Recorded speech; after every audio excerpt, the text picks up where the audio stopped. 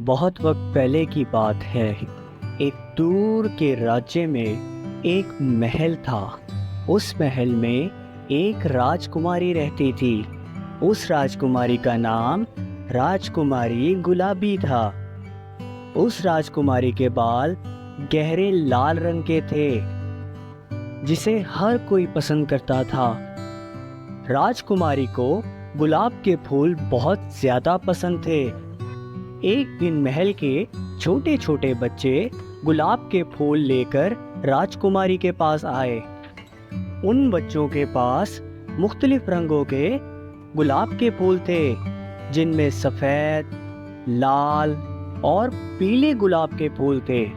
उन तीनों बच्चों ने राजकुमारी के पास आकर राजकुमारी से पूछा कि प्यारी राजकुमारी, आपको इन तीनों में से किसके गुलाब पसंद हैं? जब बच्चे राजकुमारी के पास आए तो राजकुमारी ने बड़े प्यार से बोला कि बच्चों, मुझे दुनिया में हर तरह के गुलाब के फूल बहुत ज़्यादा पसंद हैं। ये कहने के बाद राजकुमारी ने बच्चों को गुदगुदाया तो बच्चे खुशी से हंसने लगे।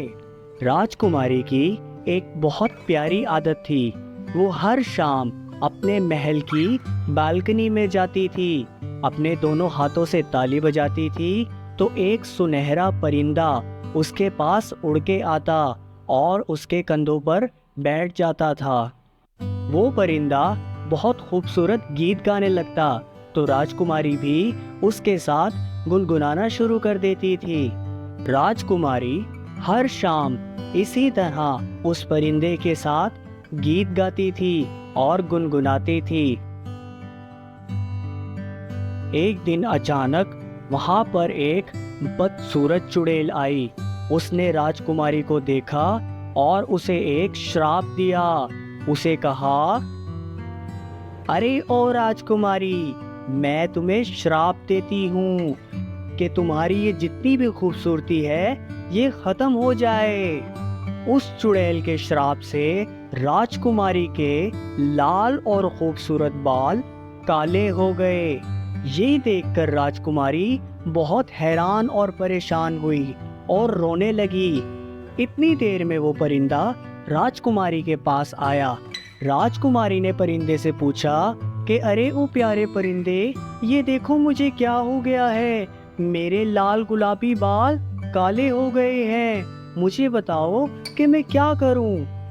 ये सुनकर परिंदा बोला, लाल बाल गुलाब का पानी, लाल बाल गुलाब का पानी। ये कहकर वो परिंदा वहां से उड़कर चला गया। रानी ने अपने महल में बहुत सारा पानी जमा किया और उसमें बहुत सारी गुलाब की पत्तियां जमा की और उसके बाद उसने अपने काले बालों को उस गुलाब के पानी में डाला। थोड़ी ही देर बाद उसके काले बाल खूबसूरत और लाल हो गए। ये देखकर राजकुमारी बहुत खुश हुई।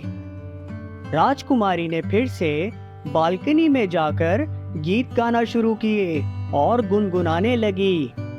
एक दिन वो बदसूरत चुड़ैल वहां पहुंची और उसने राजकुमारी को देखा और वो हैरान हुई और कहने लगी कि इस राजकुमारी के ऊपर से मेरा श्राप कैसे टूट गया है। रुको जरा, मैं इसको अभी एक बार फिर से श्राप देती हूँ। ये कहने के बाद उस बदसूरत चुड़ैल ने राजकुमारी को फिर से श्राप दिया और उस राज्य के तमाम गुलाब के फूलों को खत्म कर दिया, ताकि वो राजकुमारी फिर से उस श्राप को तोड़ ना सके। राजकुमारी को जब फिर से श्राप मिला तो उसके बाल फिर से काले हो गए और राजकुमारी रोने लगी और उस परिंदे से कहने लगी कि ये मुझे क्या हो रहा है। परिंदे ने कहा, लाल बाल गुलाब का पानी, लाल बाल गुलाब का पानी। राजकुमारी ने परिंदे से कहा कि मैं कैसे गुलाब के पानी में अपने बालों को भिगोऊं? राज्य के तमाम गुलाब के फूल खत्म हो गए हैं। ये कहने के बाद राजकुमारी रोने लगी और उसके आंसुओं के कतरे महल से नीचे जा गिरे। थोड़ी ही देर बाद वहां एक राजकुमार आया।